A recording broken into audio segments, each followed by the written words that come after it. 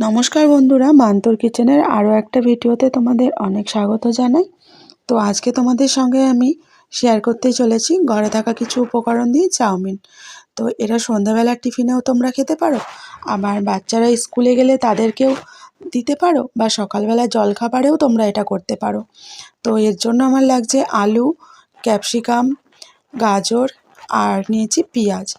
তো আরও সবজি দিতে পারো তোমরা, শীতকালে তো নানা রকমের সবজি থাকেই, তো সেই সবজিগুলো দিতে পারো। আমার এই সবজিগুলো ঘরে ছিল, তো সেইগুলো দিয়ে আমি করছি। তো এখানে চাউমিনটা আমি সেদ্ধ করে নিচ্ছি। জলটাকে একটু গরম করে নিয়েছিলাম, আর তাতে দিয়ে দিয়েছিলাম একটু নুন আর সামান্য তেল। কারণ তেলটা দিলে কি হয়, চাউমিনটা সেদ্ধ হয়ে যাওয়ার পর ওটা লেগে লেগে যাবে না, মানে একসাথে জড়িয়ে যাবে না। তো এখানে চাউমিনটা আমার সেদ্ধ হয়ে গেছে, জল ঝরাতে রেখে দিয়েছি। আর এদিকে আমি কড়াইতে এখন দিয়ে দিলাম রিফাইন্ড অয়েল। তোমরা চাইলে এটা সর্ষের তেলেও করতে পারো, তো আমি রিফাইন্ড অয়েলেই করছি। তো তেলটাকে আমি গরম করতে দিয়ে দিয়েছি কড়াইতে। তেলটা আমার দেখো গরম হয়ে গেছে। তো এবার আমি সব সবজিগুলো দিয়ে দেবো এতে। আলু, গাজর, ক্যাপসিকাম, ওদিকে দেখলে পেঁয়াজ নিয়েছি। তো এগুলোকে ভালো করে ভেজে নিতে হবে। তো আমি এগুলোকে লম্বা লম্বা সরু সরু করে কেটে নিয়েছি। তোমরা তোমাদের পছন্দ মতন অনুযায়ী কেটে নেবে। তো অনেকে বড় বড় খেতে পছন্দ করে, তো বেশি বড় দিলে আমার মনে হয় সেদ্ধ হতে টাইম লাগে। তো আমার কাছে এই ছোটো ছোটো সেদ্ধ, মানে ছোটো ছোটো করে কেটে দিলেই ভালো হয় আর কি। তো এখানে এবার আমি দিয়ে দিলাম এতে নুন। তো এটা দিয়ে একটু ভালো করে ভাজা ভাজা করে নেব। ভাজা ভাজা হয়ে এলে এতে দিয়ে দেবো ডিম। তো আমি 2টো ডিম দেবো এতে। তো আগে সবজিগুলো ভালো করে সেদ্ধ হয়ে যাক।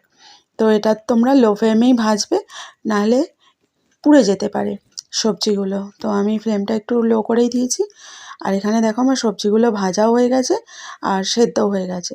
তো এই যে কড়াইয়ের মাঝখানটাতে আমি একটু ফাঁকা করে নিচ্ছি, নিয়ে যে তেলটার মধ্যে আমি এবার এটাকে ডিম দিয়ে দেবো। তো 2টো ডিম এতে ফাটিয়ে দিয়ে দেবো, ডিমটা একসাথেই ভেজে নেব। তোমরা চাইলে এই সবজিগুলো তুলেও নিতে পারো, তুলে নিয়ে তারপর ডিমটা ভাজতে পারো। তো আমার এটাতে সুবিধে হয় বলে আমি এরকমভাবেই করে নিচ্ছি। তো এই যে ডিম 2টো দিয়ে দিলাম, দিয়ে এবার সবজিগুলোর সাথে ভালো করে ভেজে নেব। আর তোমরা যদি আলাদা করে ভাজো, তাহলে যে টাইপের ভুজিয়া করো, ডিমের ভুজিয়া, সেরকমভাবে ভেজে নেবে আর কি। তো তাতে একটু নুন দিয়ে দিও, হলুদ ছাড়াই করব আমি আজকে, হলুদটা দেবো না। তোমরা চাইলে হলুদও দিতে পারো, এখানে আমি হলুদটা দিচ্ছি না, হলুদ ছাড়াই সাদা চাউমিন করব। তো সাদা চাউমিনটা দেখতে ভালো লাগে সেই জন্য। আর এখানে দেখো আমার ভাজা ভাজা হয়ে গেছে, আর এদিকে আমার চাউমিনটাও জল ঝরে গেছে। তো এখানে ভাজা হয়ে গেছে আমার সব সবজিগুলো। ডিমটা দিয়েও ভালো করে নেড়ে চেড়ে নিয়েছি, ডিমটাও ভাজা হয়ে গেছে। আর এখানে এবার চাউমিনটা দিয়ে দেবো, সেদ্ধ করে রাখা চাউমিনটা দিয়ে দেবো, দিয়ে এটাকে ভালো করে মিশিয়ে নেব। নিলেই আমার রেডি হয়ে গেল আজকের চাউমিন। এভাবে তোমরা করে খেতেই পারো সন্ধ্যাবেলার টিফিনে, বা হঠাৎ করে বাড়িতে লোকজন এসে গেছে, তাহলেও তোমরা তাদেরকে এইভাবে টিফিনে যদি করে দাও, তাহলেও কিন্তু তারা খুশি হবে, আর তোমরাও খেলে ভালোই হবে। এখন তো মিষ্টি অনেকেই খেতে চায় না, তো তার জন্য তোমরা এইভাবে দিতে পারো।